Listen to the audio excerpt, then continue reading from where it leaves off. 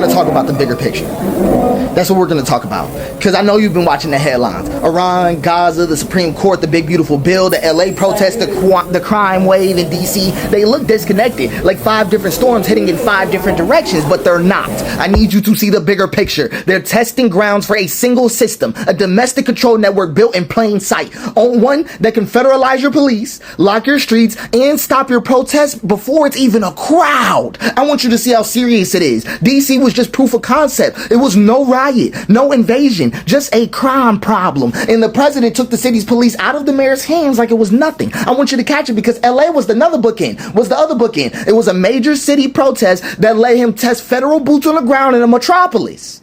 Now he's got president on both coasts. The Supreme Court is guaranteed to drop rulings every year to put people in the streets. You already know this. The big beautiful bill, same thing. Legislative flashpoints that you can predict like clockwork. That's what it is. All the foreign crises, they bring protests into the Capitol and then give you the national security language to crush them. Every one of these is a trigger. Every delay. I want you to understand what's going on. Every single one of these is a drill. So when the real political flashpoints hit, like an election dispute or a mass mobilization, he's already got the authority, the map, and the muscle ready. Here's the part no one wants to say, that the muscle isn't just the National Guard, it's ICE. Because ICE was never about the border. It was the costume. It's the marketing campaign you swallow so you don't see the skeleton underneath. I want you to understand that ICE is already nationalized, already armed, already in every state, already trained for rapid deployment. They answer to one desk, not 50 governors. So when ICE shows up in your city, they're not there for immigration enforcement because that's the smoke screen. I want you to see it. They're pre-mapping your city. All the choke points, all the transit hubs, all the gathering sites, they're figuring out how to separate you before you even meet, breaking the protest before it's born. They use illegal immigrant so you can pretend, so you could play into the smoke screen of this operation,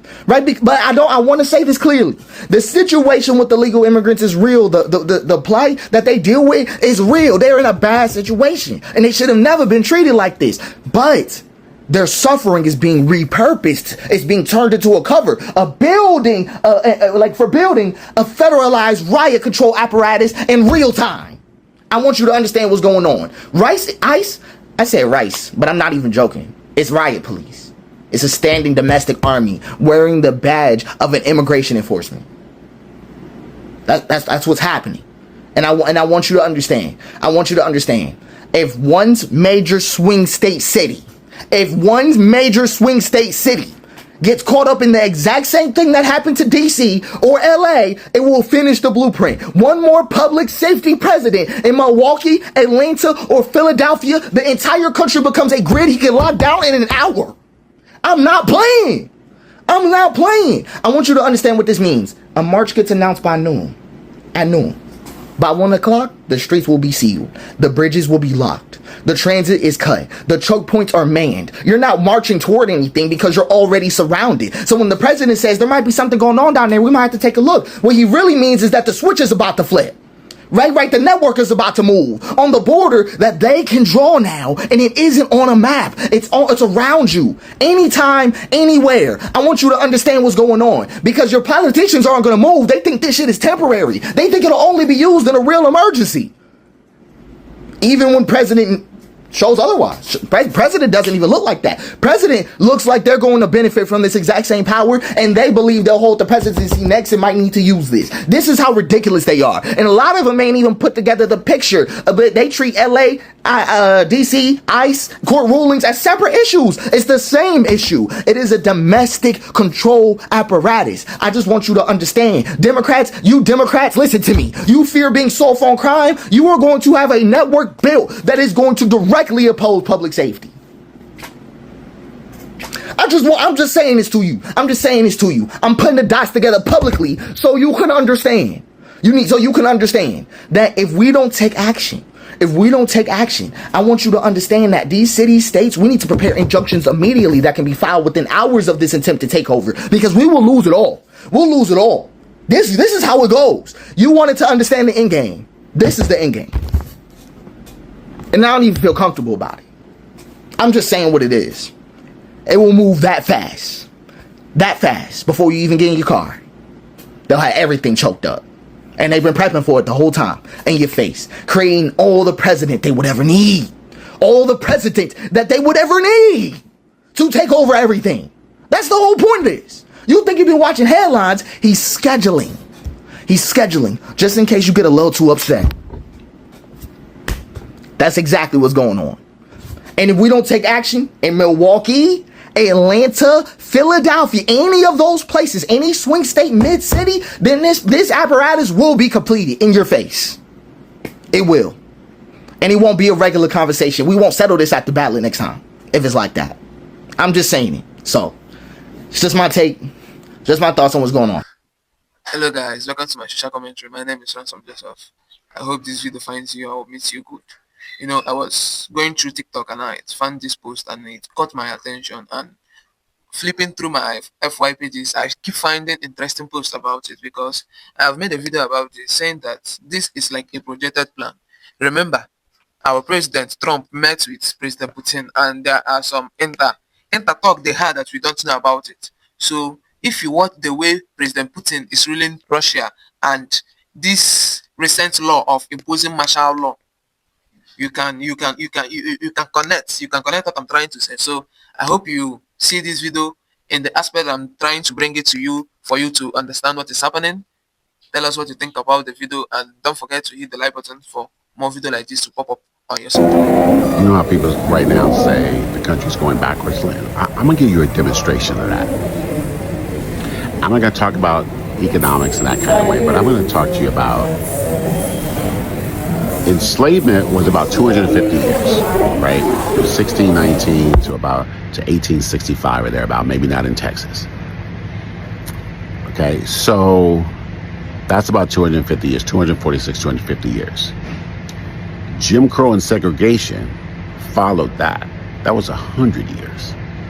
So really, a lot of people like to say, you know, we were enslaved for 350 years because Jim Crow and segregation was slavery, about 90% of enslavement. It was about 90%. Now that 90% declined as you get closer to 1965 when the civil rights passage was passed, when the civil rights laws were passed. So you got 250 years, you got another 100 years, you got the civil rights laws from 1965 to right now. That's only 60 years. I'm 61. I was born in 64. I was born 1 year before the civil rights laws were passed. So I was born in that time of Jim Crow and segregation, right? The tail end of it, but those laws were passed in 1965. So here we are in 2025. We can effectively say that the era of civil rights is over. It was a 60-year period. It was only 60 years that the majority of white people, not all, I see you, you're one of the good ones, I see you, not all. It was only 60 years that white people were able to accept black people having a type of freedom that allowed us to excel and achieve and grow and change this country and change ourselves. And despite what you see on the nightly news, on movies and TV, and in big media, legacy media, black people achieved a lot in those 60 years. And you know what? Look, that's not to disregard the 250 years that our ancestors worked through to get to those 100 years that our ancestors, my grandparents, my parents and grandparents fought to get to 1965 to get us to right here. We've seen one of the most remarkable community civilization turnarounds and glow up in world history in those 60 years. But they will tell you that we accomplished nothing and all we asked for were handouts. Don't believe those lies. Black women at the top of education. We build businesses. We build communities. We have achievements that have spanned the globe and emulated our culture, our people, our styles, our music, our movies, our books, our education, our sociality. It's everywhere. We did that in 60 years. And the backlash you have right now is to that. But they're not going to win. We are. So he wants to take over Chocolate City.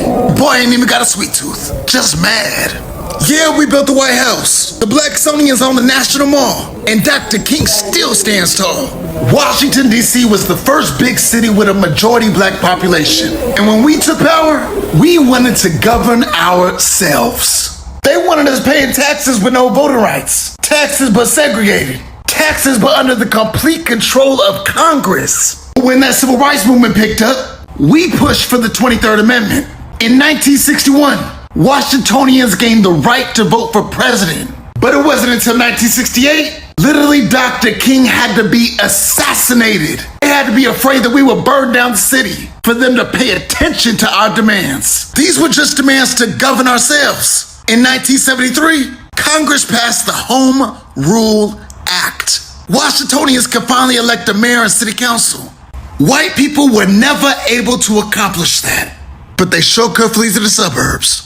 And as soon as we could, we elected a black mayor, the first mayor, period, of Washington, D.C. White folks been mad ever since. But even with home rule, Congress still controls D.C.'s budget. They can still overturn their laws. They have a member of Congress, but Eleanor Holmes Norton still cannot vote.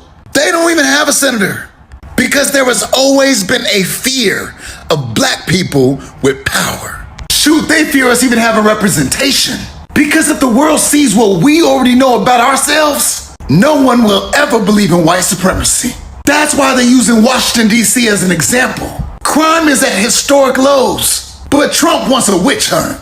They want us to know that white men are in charge. They're upset that black women, like Mayor Muriel Bowser, are in charge and doing phenomenal.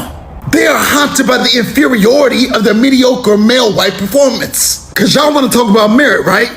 And yet as a people, we are still here. From the Freedmen's town of Bury Farms, to the excellence of Howard University, to the White House we built with our bare hands. We are the America they wish they could be, and wish they could control.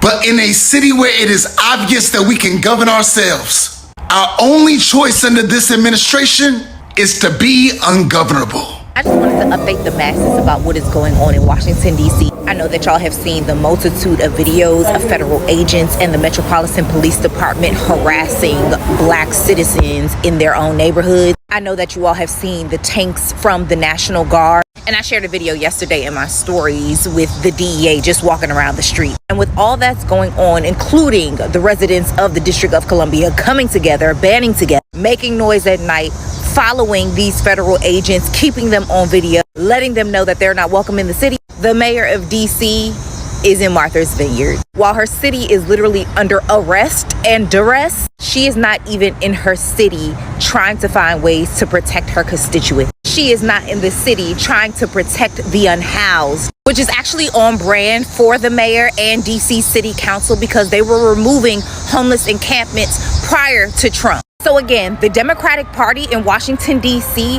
has opened up the floodgates to do exactly what Trump is doing, and the mayor is in Martha's Vineyard.